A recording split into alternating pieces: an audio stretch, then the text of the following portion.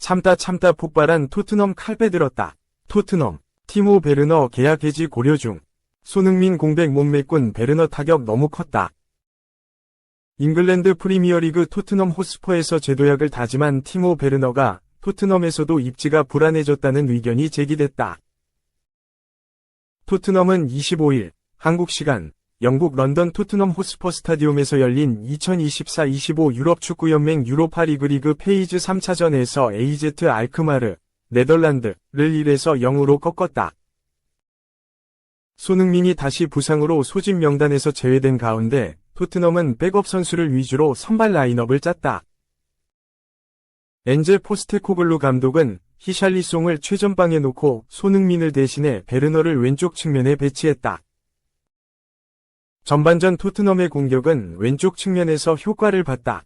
손흥민을 대신해 왼쪽 측면 공격수로 출전한 베르너가 여러 차례 상대 뒷공간 침투에 성공하면서 여러 차례 득점 기회를 잡았다. 하지만 베르너의 발에서 득점이 나오진 않았다. 전반 26분이 결정적이었다. 베르너가 오프사이드 트랩을 깨고 침투하는 순간 수비 진영에서 넘어온 공이 정확하게 연결되면서 골키퍼와 1대1로 맞섰다. 그러나 골키퍼 앞에서 제대로 된 슈팅을 하지 못했다. 전반 37분에 도 베르너가 득점 기회를 날렸다. 전방에서 히샬리송이 압박으로 공을 빼앗은 뒤 베르너에게 패스했는데 베르너가 미끄러지면서 찬 슛이 골문 위로 크게 벗어났다. 전반전을 주도하고도 0에서 0으로 마치자 포스테코글루 감독은 전술에 변화를 줬다. 먼저 후반전 시작과 함께 베르너를 빼고 브레넌 존슨을 투입했다. 존슨을 오른쪽에 배치하면서 무어를 왼쪽으로 옮겼다. 경기가 끝나고 포스테코글루 감독은 베르너에 대한 질문에 그가 왜 고전하고 있는지 말하기는 어렵지만 그는 확실히 자신감이 떨어졌다. 가끔은 벗어나기 어려운 일이라며 우리가 할 수 있는 일은 그를 지지하고 그가 더 자신감을 느낄 수 있는 곳으로 데려가는 것뿐이다 고 말했다. 영국 매체 스퍼스웹은 이 발언을 두고 베르너에 대한 포스테코글루 감독의 인내심이 한계에 도달했음을 시사한다 고 분석했다. 베르너는 2019에서 20시즌 로베르토 레반도프스키에 이어 독일 분데스리가 득점 2위에 이름을 올리며 유럽 무대에서 떠올랐다. 프리미어리그 여러 빅클럽이 베르너를 주시했고 첼시가 바이아웃 4,750만 파운드, 약 750억 원을 활성화해 베르너를 품었다. 첼시의 주포 문제를 해결해달라는 바람이 담긴 투자였다. 베르너는 이적 첫해 35경기에서 6골 12도움을 기록했지만 골 결정력이 문제로 지적받았다. 결정적인 득점 기회를 놓치는 이른바 빅찬스 미스가 쌓이면서 자신감까지 떨어졌다는 평가를 받았다. 첼시를 떠나 라이프치히에서 반등 조짐을 보였던 베르너는 지난 시즌 겨울 이적 시장을 통해 토트넘으로 임대왔다. 라이프치히에서 출전 시간이 줄어들자 다시 출전 시간을 확보할 수 있는 팀을 찾은 것이다. 마침 손흥민이 아시안컵 차출로 팀을 비우면서 베르너를 필요로 했다. 베르너의 토트넘 임대는 성공적이었다. 베르너는 이타적인 플레이를 바탕으로 제한된 출전 시간 속에서 13경기 2골 3도움으로 활약했다. 스스로도 골보다 도움이 더 좋다며 팀에 기여할 방식을 찾았다며 기뻐했다. 토트넘은 베르너의 임대를 연장하는 동시에 완전 이적 조항까지 넣었다. 하지만 이번 시즌엔 6경기에서 한 골에 그치고 있다. 유로파리그 3경기에서 모두 기회를 얻었지만 공격 포인트가 없다. 결정적으로 알크마르전에서 자신감이 떨어진 듯한 모습이 포스테코글루 감독을 비롯한 코치진을 실망시켰다는 분석이다. 공교롭게도 알크마르와 경기에서 베르너가 빠진 뒤 17세 유망주 마이키 무어가 같은 자리에서 번뜩이는 활약을 펼쳐 베르너의 입지가 더욱 줄어들었다.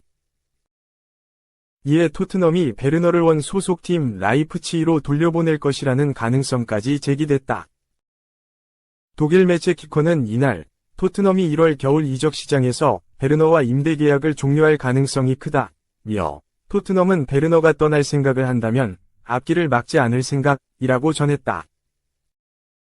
지난 여름 베르너의 임대 연장과 관련해 토트넘 소식을 다루는 릴리 화이트 로즈는 베르너는 임대 선수이지만 주급 16만 5천 파운드, 약 2억 9,770만 원, 로팀 내 세 번째로 높은 주급자라고 알렸다. 19만 파운드, 약 3억 4,281만 원을 받는 손흥민과 17만 파운드, 약 3억 원로 알려진 메디슨 다음 가는 순이다. 벤치 자원으로 한 시즌 더 쓰기에는 부담이 큰 게 사실이라 임대 해지를 진지하게 고려하는 분위기다. 2. 세계 최고의 MF, 호날두 오퍼의 화들짝, 악어긴 안가요 오른쪽 화살표 MLS와 허겁지겁 협상 시작.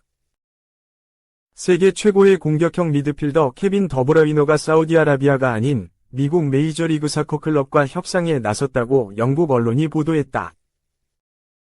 최근 알나스르의 크리스티아누 호날두가 더브라위너 영입을 요청했는데 이를 부정하는 행보다. 공교롭게 MLS는 호날두 숙명의 라이벌 리오넬 메시, 인터마이애미, 갓 뛰는 리그이기도 하다. 영국 매체 기브미 스포츠는 26일 한국 시각 더브라위너가 샌디에이고 FC와 협상을 시작했다. 더브라위너는 사우디보다 MLS를 선호한다고 전해졌다고 보도했다.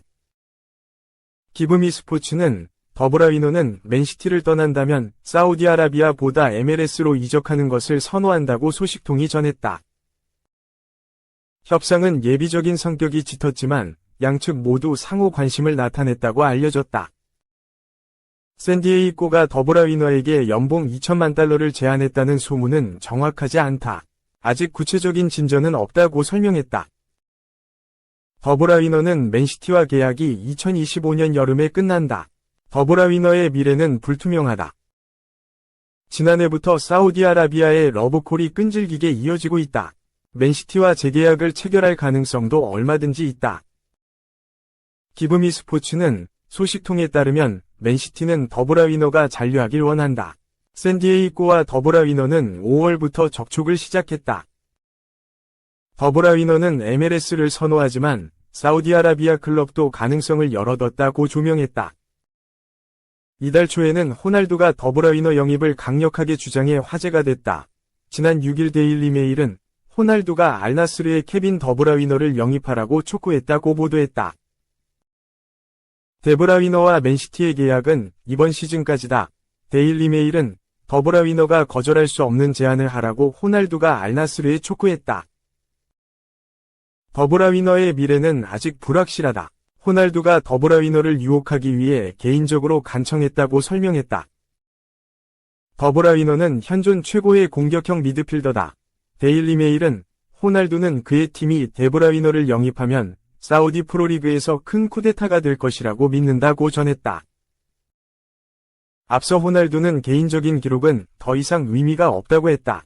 팀의 우승을 위해서 더브라위너가 필요하다고 생각한 것으로 풀이된다. BBC에 따르면 호날두는 내가 최고인지 아닌지는 이제 중요하지 않다. 더 이상 신경 쓰지 않는다. 골은 당연히 좋지만 나는 팀이 이기는 것이 더 좋다. 나는 이미 많은 기록을 깼다. 더는 기록을 찾지 않는다. 라고 말했다. 호날두에게 최고의 가치는 팀 승리다. 호날두는 지금 나에게 가장 중요한 것은 알나스르와 팀 동료들이 승리하도록 즐기고 돕는 것이라고 강조했다. 호날두는 2023년 1월부터 알나스르에서 뛰었다. 2023에서 2024 시즌 35골을 터뜨리며 득점왕에 등극했다. 하지만 알나스르는 최근 2시즌 연속 리그 2위에 머물렀다. 이번 시즌은 6라운드까지 3등이다. BBC는 호날두는 알나스르가 2023년 아랍클럽 챔피언스컵에서 우승하도록 도왔지만 국내 타이틀이나 대륙 대항전 수준의 트로피는 획득하지 못했다고 지적했다. 더브라위너는 2015년부터 맨시티에서 뛰면서 모든 것을 이뤘다. 프리미어리그 우승, FA컵 우승, 리그컵 우승, 챔피언스리그 우승에 프리미어리그 도움왕, 프리미어리그 올해의 선수 등 모든 상을 수상했다. 마침 은사 펩 과르디올라 감독도 맨시티와 계약이 내년 여름까지다. 최근 자국 벨기에 언론과 인터뷰에서 천문학적인 액수를 제안받는다면 그것은 내 가족들을 위한 것이라며 돈을 벌기 위해 중동으로 충분히 갈 수 있다는 속내를 내비쳤다. 기브미 스포츠는 더브라위너는 메시가 아릴랄 대신 인터마이애미를 선택했을 때와 마찬가지로 축구는 물론 가족적인 측면에서 MLS로 갈 것 같다고 예상했다.